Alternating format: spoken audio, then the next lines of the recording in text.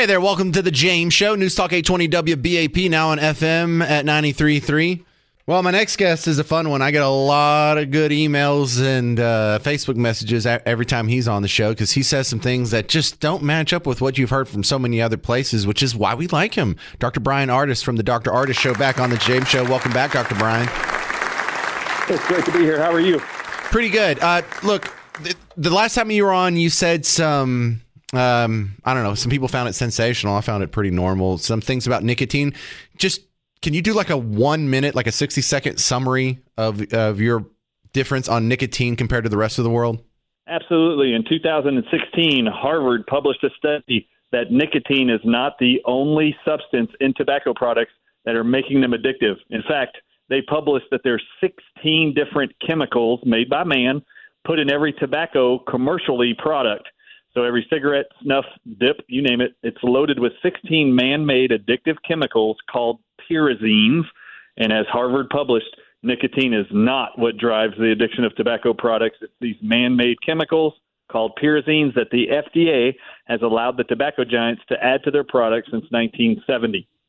And they just happened to expose it in 2016. And even in their research paper stated, we think the FDA should start regulating pyrazines instead of nicotine. And for additional things, did you know nicotine is second found highest in any plant on earth is called eggplants. Every eggplant you've eaten is loaded with the second highest amount of nicotine on earth. Red tomatoes are the third highest containing nicotine plant on earth, which all of you have eaten. Green tomatoes have 10 times more nicotine. And then white potatoes are the fourth highest nicotine containing vegetable on earth. And it is published by Medical News Today that nicotine found in those plants can be a curative agent for Parkinson's, MS, Alzheimer's, ulcerative colitis, every arthritis known to man, even improves a lot of the worst symptoms and signs in the autism spectrum disorder for children and adults when they wear nicotine patches or eat those nicotine-rich foods. Everything you've been told about nicotine is not absolutely true. It is a nutrient found in many plants around the world that are known to have more anti-inflammatory and chronic illness-reversing benefits. Woo! And what was the explanation for why tobacco was still addictive even before the additives in the 70s, 60s, and 70s? Oh, that wasn't ever published by our FDA until 1994, everyone. The FDA asked all 7 heads of the largest tobacco giants in the country to come to Washington, D.C. and testify under oath whether or not nicotine in tobacco products was addictive. I have the video in 1994 on my website where all 7 held their arm up to the square and actually said under threat of perjury from the congressman, please state your claim if nicotine is addictive or not. And all 7 of them individually in a 20-second segment all said nicotine is not addictive. The tobacco industry knows it's not addictive.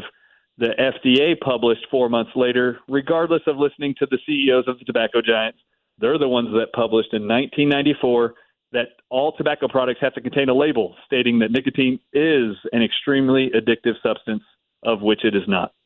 All right, now let's look at today's topic is the flu shot. It's not being touted as it usually is by the Centers for Disease Control. And one of the reports here says it may be poorly matched for our flu season. What's going on with the flu shot this year, Dr. Ardis? Yes, it's great. So there was actually a CDC initiative, and it was to actually start promoting through social media flu vaccines for this year and next year. And that was supposed to launch at the end of this month. And RFK Jr. this week announced that he was canceling that meeting to kick off that campaign to promote flu vaccines through social media. He said, no, we're not doing that. And the reason for that is most of your listeners may not know. Did you know of the lifetime of the flu vaccines being used in America? All of them, of which every year there's at least 9 different brands of flu vaccines offered in medical offices around America, and they're all different. Did you know for all of them, historically, all flu vaccines only have a 4% efficacy for their entire history at preventing infection of the flu and stopping transmission to somebody else? Yeah, I love that stat. You've said that on the James Show before. Do you ever get the flu shot?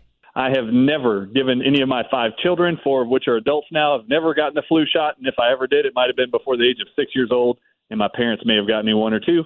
but I've never, ever recommended that to a patient in the last 20 years, nor to any of my family members. The other thing I wanted to ask you about, Dr. Brian Ardis, is I read this pretty long report on how it was only recently that human beings stopped napping, and for most of human history, napping was normal. I never take naps, at least on a weekday. Do you find that to have significant health benefits, napping?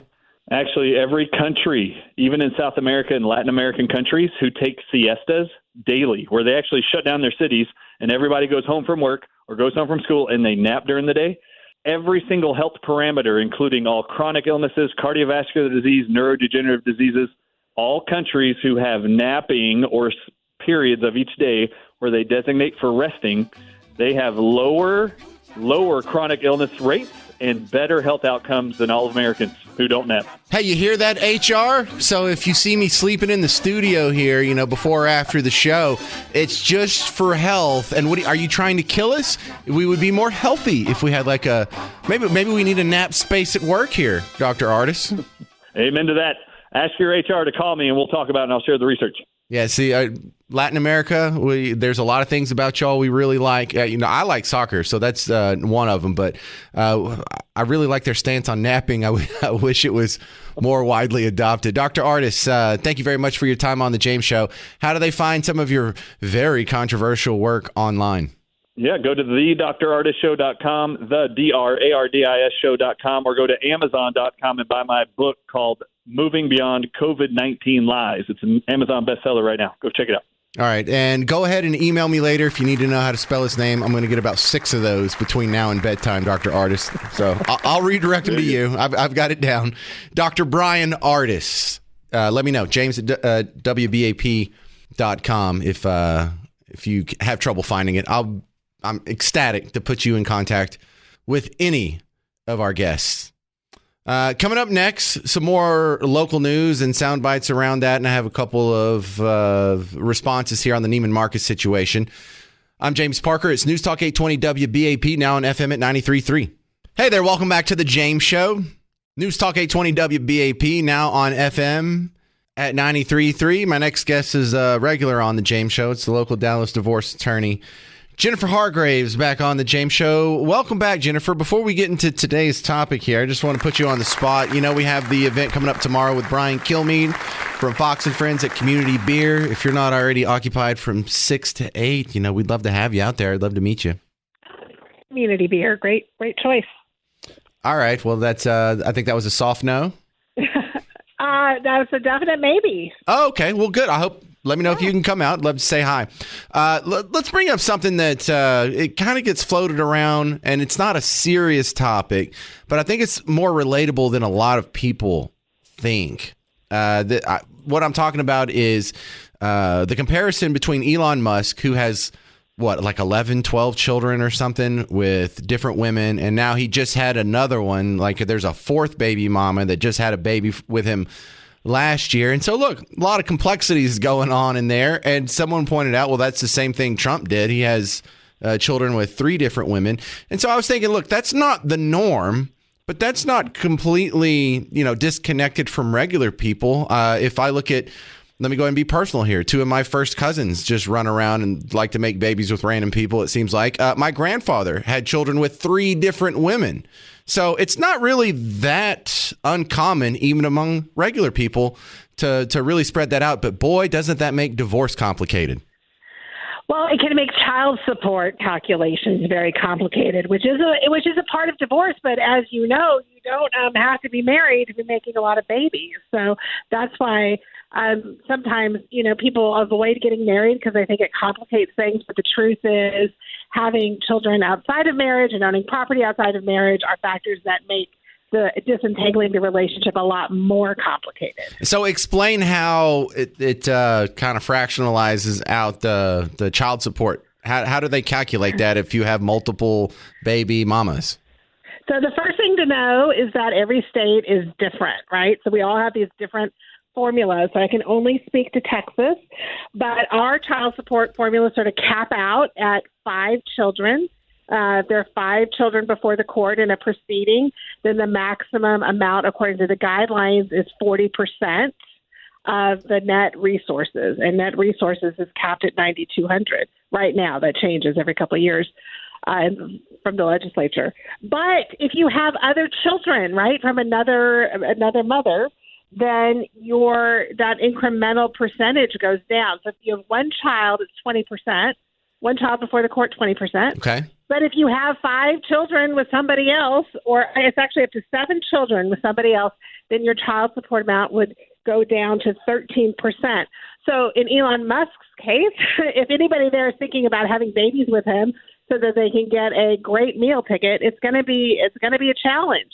According to the guidelines in Texas, he would be paying $1,200 to write about $1,200 for one child under the guidelines. Now, people need to know, of course, there are some exceptions to the rules, and it is possible to ask a court to increase the child support over the guidelines. But in Texas, that's very difficult to get. So it's just a big wake-up call for a lot of people. So it's 13% per child then if you start to get in the multiple? No. So in the case of, like, if you have one child with Elon Musk, okay, and he has more than 7 other children, right? Which he does. He's up to like 11 now. Okay. Yeah, right. So your one child would be 13%. If you said, hey, I'm going to double that, let's go for 2, your child support would be 17%. If you said, well, what about 3? It would be 21%. So it just goes up very incrementally, right? So, if you have a child with somebody who doesn't have any other children, so if Elon Musk was just making babies with one person, that one person would get 40% of net resources under the guidelines. Well, he doesn't seem to be enthusiastic about living with any of them. I hear he sleeps at his factories during production time. He sleeps at the launch site before big rocket tests. He's been sleeping up in D.C. doing this Doge stuff. I mean, is there a situation to where he's more valuable to you divorced rather than married? I mean, that's who knows? I can't even begin to contemplate what being married to Elon Musk would be like. So, and what the benefits would be there. When you're not married, there's no community property estate. So it's just child support, right? And you're thinking this is Elon's baby, it's going to be first class all the way, private schools, big houses, nannies. Texas law does not require that. Now, other states do different things. So, if you're filing suit in New York, which I think she is, that's a whole different system. Wow, that gives me a lot to think. I guess I'm not going to get pregnant from Elon Musk then. That was kind of my plan. It's not the meal ticket I thought it was. No. All right, so if someone is wondering if I think I'm getting a shortchanged here in my child support, can they call someone like you and get it reviewed, or once it's taken care of, it's pretty much set?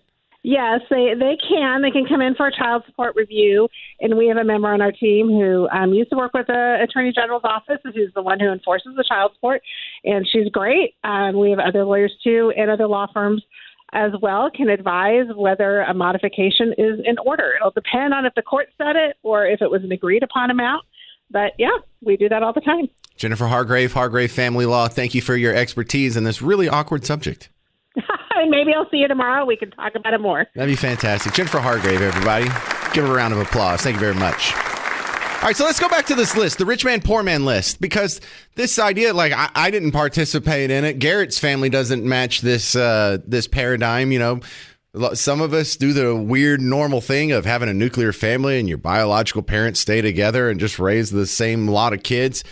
But, Elon Musk, Donald Trump, that kind of matches what you see from a lot of multi-millionaires, rich guys, billionaires even, is they tend to spread it around. But that's not something that's isolated to the hyper-rich community. That's also something you see in the poor community. And I'm here to point out that there's a lot of odd connections between the rich man and the poor man. Example, living in a hotel. I don't live in a hotel. You don't live in a hotel. Garrett doesn't live in a hotel. Bruce doesn't live in a hotel. Kimberly James doesn't live in a hotel. But really rich people live in hotels. Donald Trump lives in a hotel. Also, really poor people live in hotels. It's not the same hotel. It's a hotel that you wouldn't want to stay at on vacation, but still, they live in a hotel.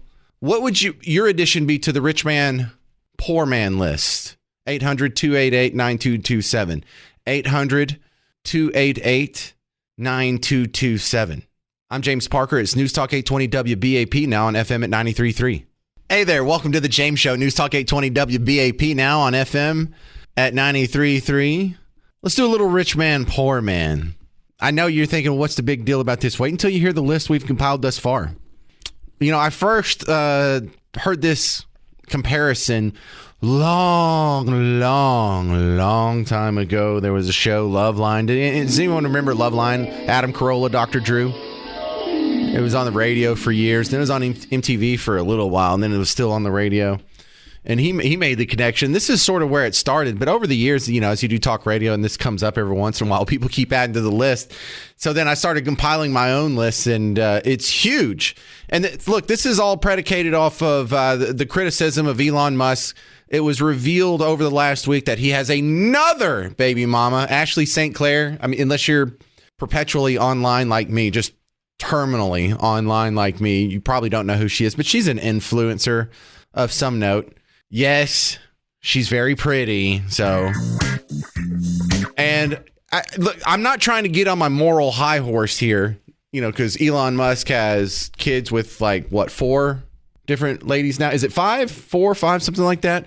And I only have one. Number one, I just don't have the same amount of options he does. I miss Parker. So I don't know if I can get as much credit, you know, for keeping my baby making funnel all through the same lady here.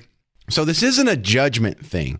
But when people were pointing out online that, oh, really, he doesn't represent MAGA. MAGA is not down with that. You know, they're Christians, and you know, they're supposed to be all about the family, but they still support this guy. Well, look, I don't think having babies with multiple mothers disconnects you. In fact, I think there's a lot of poor people going through the same thing. There's a lot of middle class people going through the same thing. There's a lot of people of all socioeconomic levels going through that. But it does tend to be a little more prominent in the super wealthy and the poverty stricken among us. Let's go through some more of the rich man, poor man comparisons. Number one, rich man and poor man are both more likely to grow up with absent parents. Maybe one parent's out of the house. Maybe both parents are out of the house. And, you know, maybe in the poor man situation, dad's out of the scene because he's a criminal and he's in prison. But also in the rich man scene, it could be dad's out of the house because he's a criminal and in prison. He's in prison for different things. Maybe not for having baggies of coke, maybe for embezzlement or running a Ponzi scheme or tax evasion or something. But it's not really that different. You're also more likely to be a very rich man or a very poor man if your only job is playing guitar in front of people. It's not a whole lot of middle-class guys whose only job, they're not their side job, not what they do on the weekends, but if your only job is playing guitar in front of people, you're probably either really rich or really poor. Another commonality between the rich man and the poor man is they are both less likely to drive themselves to work than the middle-class guy. But think about that. For different reasons, again, the really rich guy probably has a chauffeur, a bagman, or at least a personal assistant to drive him around, if not catching a cab or something to that effect, or taking a helicopter. But the super poor guy doesn't drive himself to work. A lot of times he gets a ride with a buddy, or he has to take a bus, or God forbid, a DART train, or maybe he walks to work. But that's another commonality. So do you have anything to add to that? 800-288-9227, 800-288-9227. It doesn't have to be something that only happens to really rich or really poor people, just something that's really prominent amongst those two groups that isn't really that prominent among the middle class. I bet you both rich man and poor man are more likely than the middle class to be known by local law enforcement. They're more likely to have family members in and out of prison. They're more likely to really be into racing. What kind of racing? I don't know. Rich people love horse racing. Poor people kind of like horse racing too. But another one is they are always looking for a new investment. That next big scheme. They're always trying to get in on some other, this is how I'm going to sink all my money into this, and then I'm going to be rich, or I'm going to make so much money with this. They don't really wake up and they go trudge 40 hours a week at the same job, getting the same paycheck, and just kind of cross their fingers hoping they get a promotion one day. They're always on to that next big scheme. Really rich people, really poor people, more likely than the middle class to hunt with dogs. Huh? Rich people and poor people, they're often known for eating animals not usually seen as food. So for, poor people, they'll just eat anything that you put in front of them. But what is that, a cow's stomach? Give me that. I'll eat it. For really rich people, they're like, what is that, a snail with dirt on it? I'll eat it. So yeah, eating weird food. That's another rich man, poor man. Not carrying a wallet is another rich man, poor man. Owning really old guns is something you're more likely to see, in my observation, with the rich man, poor man. Rich man and poor man, both more likely to sleep with a maid. Rich men because they sleep with their maids, Arnold Schwarzenegger. Poor men because they married a maid. See how that works? But they're more likely to be with a maid than a regular person. Rich man, poor man, never goes to Lowe's. Rich man because someone else always fixes his house. Poor man because he doesn't have a house. And rich man, poor man, another thing they're both more likely to do than the middle class, eat most of their meals outside. You have anything to add to the rich man, poor man list? 800-288-9227, 800-288-9227. Email james@wbap.com, or you can send me a Facebook message. Dierks Bentley is bringing his Broken Branches tour to Dos Equis Pavilion May 30th. Get tickets now at livenation.com or text BROKEN, because it's his Broken Branches tour. Text the word BROKEN to 800-288-9227 for your chance to win Dierks Bentley tickets. BROKEN to 800-288-9227. Coming up next, tax tips on the James Show. It's News Talk 820 WBAP, now on FM at 93.3.